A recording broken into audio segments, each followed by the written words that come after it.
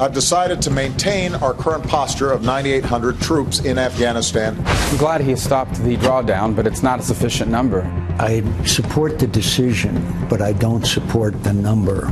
As Commander-in-Chief, I will not allow Afghanistan to be used as a safe haven for terrorists to attack our nation again. It doesn't seem like this is a plan. It doesn't seem like it's enough people. And again, the president's heart doesn't really seem in it. When a president sends troops in harm's way, he has to convince them that he believes risking their lives is worthwhile.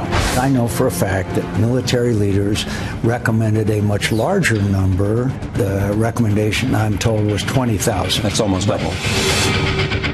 Tonight, did President Obama's decision to cut U.S. troops in Afghanistan go against his military advisors? Chairman of the Senate Armed Services Committee, Senator John McCain, goes on the record. Good evening, sir. And we just heard in that soundbite that you heard the number went as high as 20,000.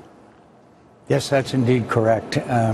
And the thing that makes one really nervous about this whole process is what happened with the train and equip of the Free Syrian Army in the DOD program, where his spokesman said that the president felt vindicated when it failed because he had not supported it all along. That's the arm and train equipment of the Free Syrian Army that totally collapsed.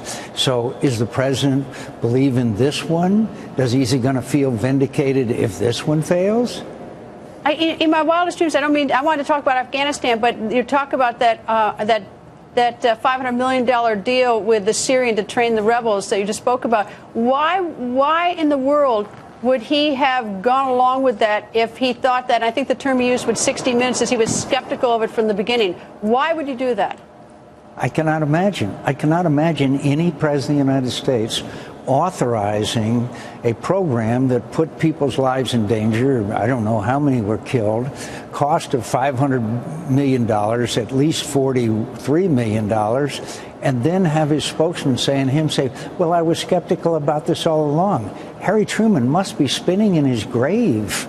The president, when he signs off, he's the commander-in-chief. He's responsible.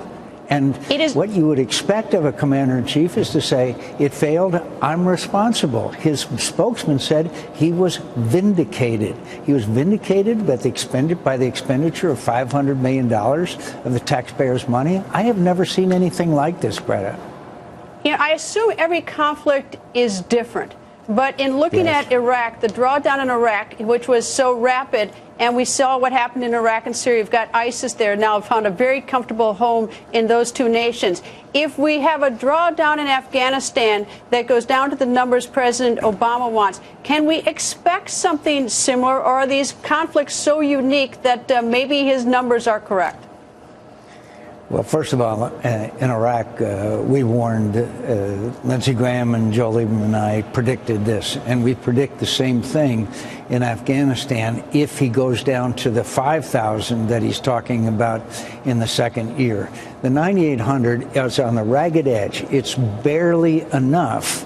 And when you do what's barely enough, then you put the men and women who are serving in combat in greater danger because he wants these lower numbers. I know that he asked for 5 options from our military leaders. There should have been only one option, and that's the option they felt would be the way that they could keep Afghanistan stabilized and not lose everything that we've spent so much American blood and treasure on. All right, let me turn to the National Defense Authorization Act. The president has said that he will veto it. And while I got to tell you, I have a lot of problems with a lot of these defense bills, since I don't know how anybody comes up with the numbers. But nonetheless, it's a bipartisan bill. The president says he intends to veto it. Will he? He says that he will, and very disappointing to me, his Secretary of Defense said that he agrees with him. Look, this is the same amount of money the president requested. This is a budgetary situation. This isn't, which has everything to do with appropriations, in other words, the money. This is an authorization bill for the men and women who are serving the military, to equip them better, change in the retirement system, acquisition reform. I mean, there's a long list of importance to the men and women who are serving this nation in combat, and the president is going to veto because he doesn't like the way it's funded, even though it's the same level that he had requested it be funded. Greta, you can only draw one conclusion. The president cares more about the budgetary ways of reaching these numbers that we need to defend the nation than he is about protecting and helping the men and women who are serving in the military. And it is disgraceful.